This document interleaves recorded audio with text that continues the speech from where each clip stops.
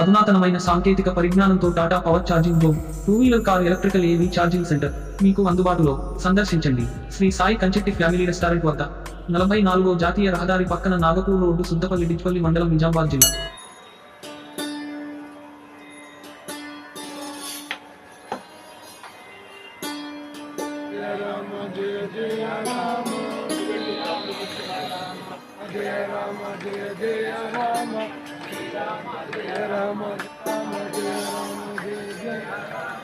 శ్రీరామ జయ రామ జయ జయ జయ రామ, జయ రామ జయ జయ రామ, శ్రీరామ జయ శ్రీరామ జయ రామ జయ జయ శ్రీరామ జయ రామ జయ జయ రామ.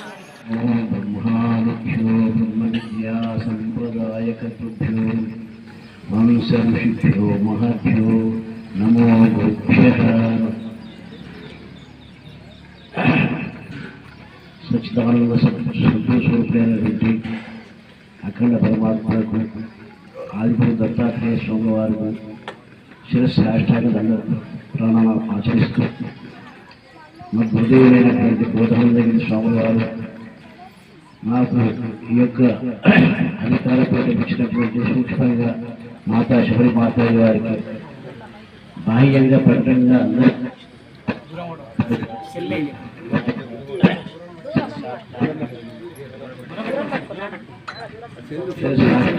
ప్రణామాలు ఆశిస్తూ, ఇక్కడ అధిష్టాన సద్భుతమైనటువంటి శ్రీ శ్రీ శ్రీకల్దాస్ స్వామి, తర్వాత పరమాత్మ స్వామి వారి యొక్క పాదపత్రాలను నమస్కరిస్తూ, ఈ సభ యొక్క నిర్వహణ కొరకు వచ్చినటువంటి పూజ్యశ్రీ శివానంద భారతీ స్వామి వారి యొక్క పాదపత్రములు,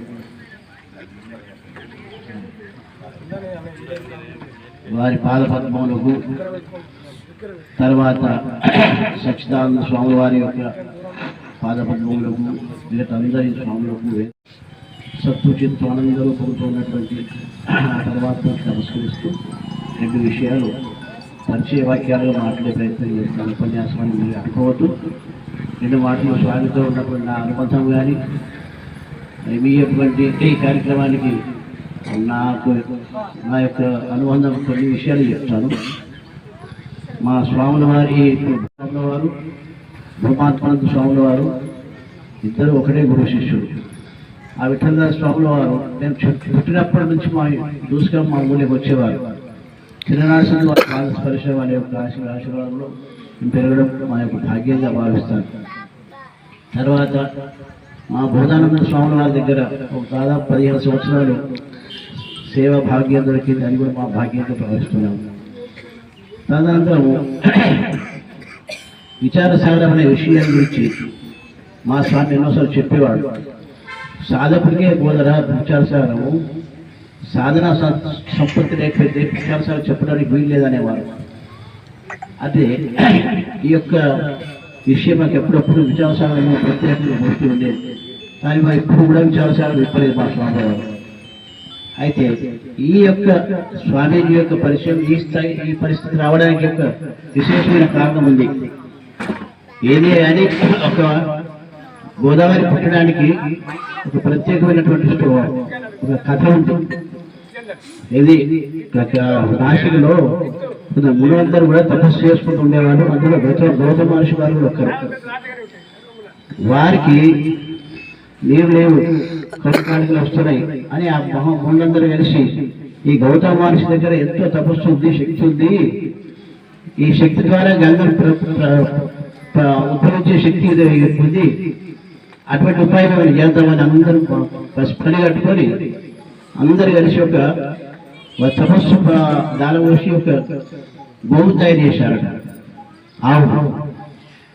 ఆవు తయారు చేసే ప్రతిరోజు కూడా వండుతో అలికేవాడట గౌతమ మహర్షి. రోజు పంట పండించి భోజనం చేశారు. అప్పుడే ప్రారంభమైంది మరి ధాన్యం పండించేది. అప్పుడు గోవు పైన ఆ చైర్ పైకి వారు వేస్తున్న చైర్ పైకి ఆ ఆవు వేస్తున్నట్టు ఉన్నట్టుగా తయారు చేశారు. అప్పుడు ఆ గౌతమ మహర్షి ఏం చేశారంటే ఒక గరగపోసతో ఆవును ఇట్లా కొట్టారు. అప్పుడప్పుడే అది పండించింది అనమాట. అప్పుడు ఆ గురునందరు ఏమన్నారు, మహాపాపం చేశారు, గోహత్య మహాపాపం స్వామి, మీరు దీన్ని పవిత్రం చేయాలంటే మీరు గంగను తీసుకొచ్చి గంగలో మీరు స్నానం చేస్తే కానీ దోషం పోదని వారికి భయపెట్టించారు.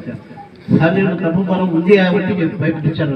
ఆ రకంగానే ఆ శక్తితో వారు గంగాదేవిని ప్రత్యక్షం చేయించి గోదావరిని సృష్టించడానికి కారకులు గౌతమ మహర్షి అందరికీ తెలుసు, మహాత్ములందరూ కూడా శాస్త్రాలు చెప్తున్నాయి. అట్లా ఈ కరిగోడి గ్రామానికి విఠలదాస్ స్వామి పరిచయము, భూమాత్మానంద స్వామి యొక్క ఈ యొక్క సేవ, ఈ యొక్క సంబంధం కలగడం యొక్క విశేషమైన కారణం ఉంది. దోదో గదే పిల్లతో దోదో లాతాడ, దోదో సాధు పిల్లతో దోదో పాత. ఇట్లా మహాత్ములలో కూడా కొన్ని కొన్ని విభేదాలు వస్తే అవి మంచికే దారిస్తాయని ఒక సిద్ధాంతము ఈ విషయంలో కనపడుతుంది. విఠలదాస్ స్వామి వారు మా బోధనగిరి స్వామిగా ఎన్నో రకాల 8 రకాల పరీక్ష చేసి ఎంతో బోధన అభ్యసింపజేశారు. మా స్వామి వారు చెప్పిన మాట ఏంటంటే, పెద్ద షిప్ ఉంటుంది అనుకోండి, షిప్పి, ఆ షిప్పికి పెండ రాస్తే ఎట్లా గట్టిగా పట్టుకుంటుందో అట్లా విఠలదాస్ స్వామి యొక్క బోధంతా నాకు శరీరం అంతా పట్టుకుందని అనేవారు.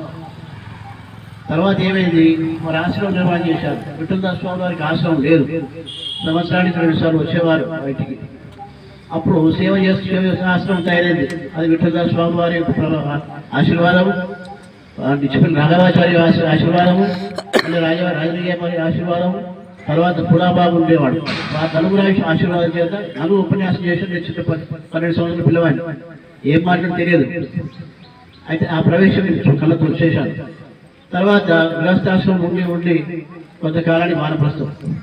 తర్వాత సన్యాసం తీసుకునే పరిస్థితి. మాతా నిరంజనానందగిరి వారి వ్యాస ఉపన్యాసంలో శిష్యు ఆ మాత, ఆమె వచ్చి స్వామి ఇంత పెద్ద ఆశ్రమం తయారు చేశారు, ఇంతమంది 1000 మంది శిష్యులు ఉన్నారు మీకు, మరి మీరు సన్యాసం తీసుకోండి అని వారికి అర్ధ సన్యాసం ఇస్తారని అర్ధ సన్యాసం ఇచ్చింది. తర్వాత గణేశానందగిరి మహారాజ్ అని ఇక్కడ ఈ ముక్కల్ దగ్గర కిసానాలో ఆ స్వామి కార్యక్రమం వచ్చారన్న. అప్పుడు మా స్వామి ముఖ్య శిష్యు డిపేటలింగన్ అని పేట, వారు స్వామిని గణేశానంద స్వామిని తీసుకొచ్చి ఆశ్రమం చూపిస్తే, స్వామీజీ మా మాత నిరంజనాథ్ మాత కూడా అక్కడ ఉండేది. माता जी क्या लगाए आधा सन्यास कहाँ लगाए, कहाँ शास्त्र में बताए, हिंदी बात वाला हम पूरे सन्यास देंगे, मुझे लाओ आओ बोलते ఉజ్జయిని తీసుకెళ్లారు. వచ్చాను పూర్ణ సన్యాసం జరిగినప్పుడు ఈ యొక్క రజన మాత దగ్గర మాట్లాడుతున్నప్పుడు విఠలదాస్ స్వామి వారి యొక్క అనుమతితోనే అంత సన్యాసం జరిగింది. తర్వాత పూర్ణ సన్యాసం జరిగింది. జరిగిన తర్వాత మా విఠలదాస్ స్వామి వారి గృహస్థుడు బాలప్రస్థుడు, ఇది సన్యాస శాస్త్రం అని వారిలో కొంచెం ఏదో మానసికంగా కొంచెం అతృప్తి ఏర్పడ్డది. ఆ అతృప్తి కారణమే ఇక్కడైతే నాకు కొంచెం సిద్ధంగా అయిపోయినది సన్యాసం. తగినటువంటి ఒక ధీటుగా ఒక సంస్థ తయారు చేయాలనే సంకల్పం, దానికి తోడుగా వెంకటేశ్వర సాయిగారు ఉండేవారు. వారు ఈ భూమాత్మ స్వామి మంచివాడు, తెలివి వెళ్ళవాడు అని చెప్పి తీసుకొచ్చి పరిచయం చేయడం, వారి సంకల్పంతో వారికి ఎలాంటి అసలు ఈ భగవంతం అంటే పైసా కూడా లేనటువంటి స్థితిలో విఠలదాస్ వారు సంకల్పం చేసి వారిని శిష్యులు చేసుకొని 10 సంవత్సరాల దాకా ఇక్కడ నుండి అమోఘమైనటువంటి సేవ. వాళ్ళ కుటుంబం కూడా బిడ్డలు కూడా చిన్న పెళ్లి గారు సమయంలో మేము ఎన్నోసార్లు చూసాము. మా నాన్నగారు ఇక్కడికి వచ్చేవారు. కాబట్టి ఈ యొక్క ఇంత పెద్ద ఇక్కడ ఈ శిష్యులు బోధన అనేవారంటే వీళ్ళందరూ భక్తులు శిష్యులు అనేవాడు. తన శిష్యులనే ఉపదేశించిన వాళ్ళే. ఎందుకు బాబు అంటే ఆత్మజ్ఞానం లేదు, ఏమి లేదు, ఉపదేశం తీసుకుంటారు వెళ్ళిపోతారు. ఒక శిష్యులట్లయితే భక్తులు అనేవాడు. మీరు ఈ స్వామి యొక్క శిష్యులు కాదు, శిష్య రత్నాలు అనిపిస్తుంది నాకైతే. శిష్యులే పదప్పుడు సరిపోదు, శిష్యులను రత్నాలు. ఎందుకంటే ఆ సేవ మిలిటరీ సేవ చేస్తే మిలిటరీ బార్డర్లో అంత సేవ, అంత అంకితమైన భావం. 6 మాసాల సంవత్సరం వరకు నిజామాబాద్ ప్రతిరోజు ఒక్క మనిషి వచ్చి సేవ చేయడం, ఆడబిడ్డని దగ్గర నిజామాబాద్ వారు సేవ చేయడం, ఇది మామూలు విషయం. నేను సన్యాసులు కూడా చూడలేదమ్మా, సుబ్రహ్మణ్యం